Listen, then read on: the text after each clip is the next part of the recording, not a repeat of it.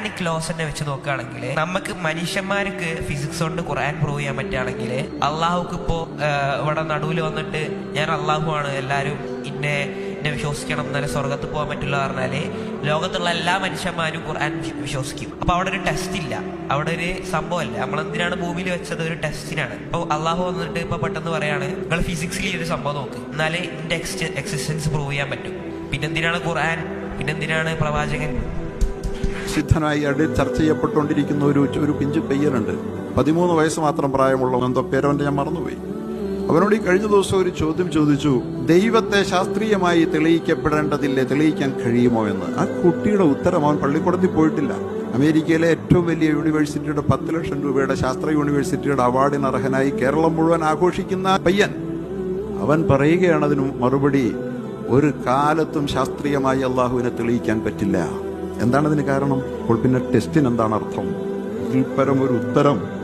പിന്നെ ടെസ്റ്റിന് എന്താണ് അർത്ഥം? അള്ളയെ നേരിട്ട് കണ്ടാൽ പിന്നെ ടെസ്റ്റ് പോയില്ലേ?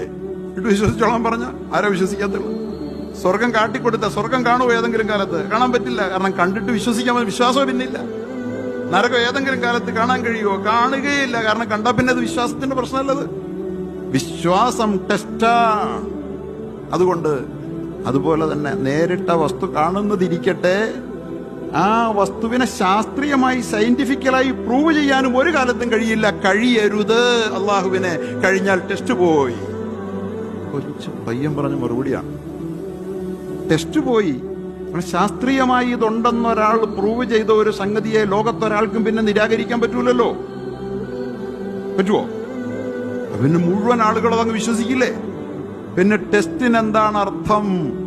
പിന്നെ ടെസ്റ്റിന് എന്താണ് അർത്ഥം എന്ന് ഉത്തരപേപ്പർ കാണിച്ചു കൊടുത്തിട്ട് പരീക്ഷയ്ക്ക് എന്താണ് അർത്ഥമെന്ന് തന്നെ ഉത്തരപേപ്പർ കാട്ടിക്കൊടുത്തിട്ട് പരീക്ഷയ്ക്ക് അർത്ഥമുണ്ടോ? അതുകൊണ്ട് അള്ളാഹുവിനെ കാണില്ല, അള്ളാഹു കാട്ടിത്തരില്ല. അത് അള്ളാഹ് ഇല്ലാത്തതുകൊണ്ടല്ല, അള്ളാഹു ഇല്ലാത്തത് കൊണ്ടല്ല, അള്ളാഹു ഉണ്ടെന്നത് കൊണ്ട് തന്നെയാണ് അള്ളാഹുവിനെ കാണാത്തത്. അത് ഞാൻ വിശദീകരിക്കുന്നില്ല ഏറെ.